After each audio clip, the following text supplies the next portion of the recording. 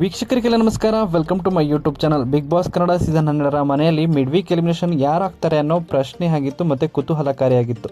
Big Boss Kannada season 12ನೇ ಆವೃತ್ತಿ ಮುಕ್ತಾಯದ ಹಂತದಲ್ಲಿದ್ದು, ಈ ಸೀಸನ್ನಲ್ಲಿ ಮೊದಲ ಬಾರಿಗೆ ಮಿಡ್ ವೀಕ್ ಎಲಿಮಿನೇಷನ್ ನಡೆದಿದೆ ಎಂಬ ಸುದ್ದಿ ಹರಿದಾಡ್ತಾ ಇದೆ.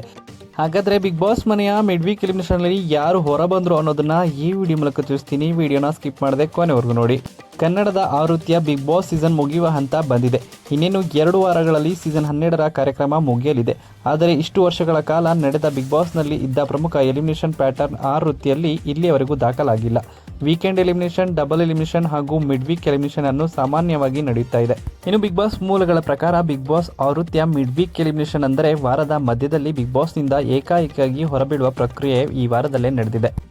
ಇನ್ನು ಈ ವಾರ ನಡೆದಂಥ ಟಾಸ್ಕ್ಗಳಲ್ಲಿ ಟಾಪ್ 6 ಕಂಟೆಂಡರ್ ಆಗಿ ಆಯ್ಕೆಯಾಗುವಂಥ ಒಂದು ಅವಕಾಶವಿತ್ತು.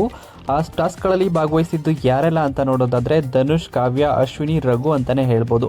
ಈ 4 ಸ್ಪರ್ಧೆಗಳಲ್ಲಿ ಒಬ್ಬರು ಮಾತ್ರ ಟಾಪ್ 6 ಕಂಟೆಂಡರ್ ಆಗಿ ಆಯ್ಕೆಯಾಗುವಂಥ ಅರ್ಹತೆ ಇತ್ತು. ಅದರಲ್ಲಿ ಧನುಷ್ ಅವರು ಟಾಸ್ಕ್ ಗೆದ್ದು ಟಾಪ್ 6 ಕಂಟೆಂಡರ್ ಆಗಿ ಆಯ್ಕೆಯಾಗಿದ್ದಾರೆ. ಅದರಲ್ಲೂ ಕೂಡ ಫಿನಾಲೆ ವೀಕ್ಗೆ ಮೊದಲನೇ ಸ್ಪರ್ಧೆಯಾಗಿ ಎಂಟ್ರಿಯನ್ನು ಕೊಟ್ಟಿದ್ದಾರೆ ಅಂತಲೇ ಹೇಳ್ಬೋದು. ಇನ್ನು ಉಳಿದಿರುವಂಥ 7 ಸ್ಪರ್ಧಿಗಳಲ್ಲಿ ಮಿಡ್ ವೀಕ್ ಎಲಿಮಿನೇಷನ್ನಲ್ಲಿ ಒಬ್ಬ ಸ್ಪರ್ಧಿ ಮಿಡ್ ವೀಕ್ ಎಲಿಮಿನೇಷನ್ಗೆ ಬಲಿ ಆಗ್ತಾರೆ ಅಂತಲೇ ಹೇಳ್ಬೋದು.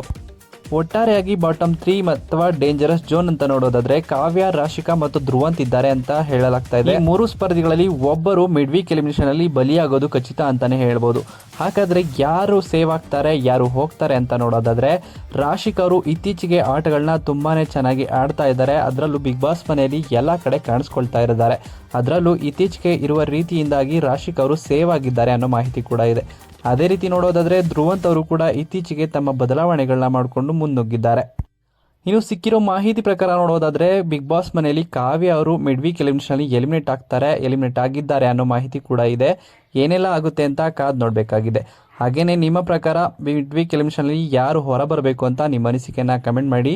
ಹಾಗೆ ಈ ವಿಡಿಯೋ ಇಷ್ಟ ಆಯಿತು ಅಂದರೆ ವಿಡಿಯೋಗೆ ಲೈಕ್ ಮಾಡಿ. ಬಿಗ್ ಬಾಸ್ ಕನ್ನಡ ಸೀಸನ್ 12ರ ಮತ್ತಷ್ಟು ಹೆಚ್ಚಿನ ವಿಡಿಯೋಗಳಿಗಾಗಿ ನಮ್ಮ ಚಾನಲ್ಗೆ ಸಬ್ಸ್ಕ್ರೈಬ್ ಮಾಡಿ.